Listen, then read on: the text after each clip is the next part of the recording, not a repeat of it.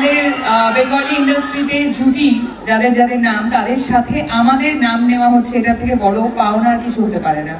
বর্ধমানে ছোটবেলায় যখন বর্ধমান থেকে কলকাতায় জার্নি করে এসেছি, তখন এরকম একটা জায়গা পাবো সেটা তো ভাবিনি। তার সাথে সাথে যে একটা জুটি তৈরি হবে, তারপর দেশকে পাবে, এটাও ভাবো।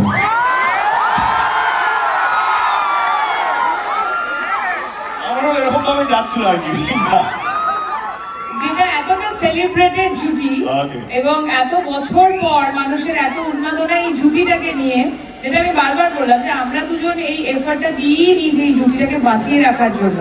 শুধু আমরা কেন, যে যে ডিরেক্টররা আমাদেরকে এস্টাবলিশ করেছিল তারাও ভাবেনি, প্রডিউসাররাও ভাবেনি, শুধু ভেবেছে যারা তারা সামনে দাঁড়িয়ে আছে বা স্ক্রিনের পিছনে। আমরা ভেবেছি শুধু। আচ্ছা, আমাদের মতো কি তোমাদেরও মনে হয় যে তোমরা দুজনই টলিউডের লাস্ট বেস্ট জুটি?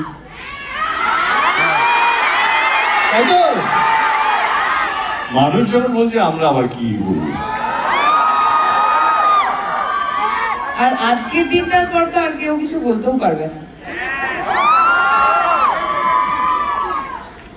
হ্যাঁ, মুখস্থ করি। মুখস্থ না, আমি প্রশ্নগুলো দেখে নিচ্ছি দেবদা।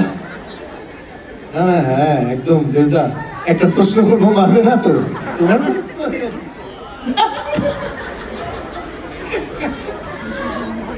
মারবে না তো দেবদা প্রশ্নটা করলে? দেখ, আমি তোকে মারবো না, মেক শিওর আমি যেন মার না খাই।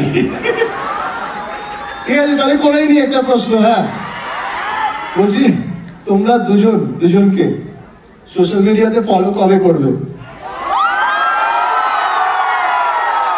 ইনস্টাগ্রাম। বললাম ব্লগ ছিল, ব্লগ থেকে আনব্লক করেছি। এটা ব্লগ কে করলো?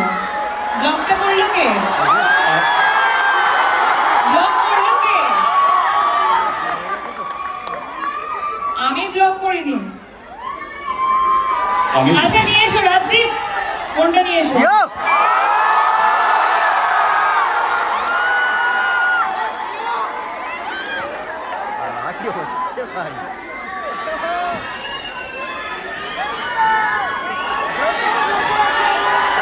শুভশ্রী ফোন নিয়ে চলে এসেছে। দেবদা, তোমার ফোন কোথায়?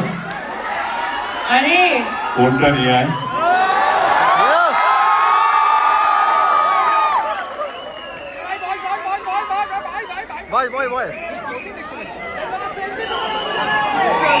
এটা ইতিহাস তৈরি হচ্ছে।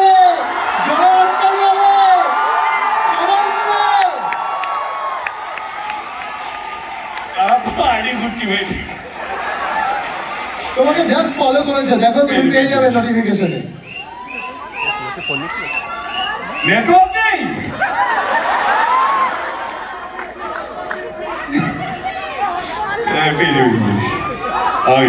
ইউনিভার্স একটু সময় নিচ্ছে। ঠিক আছে,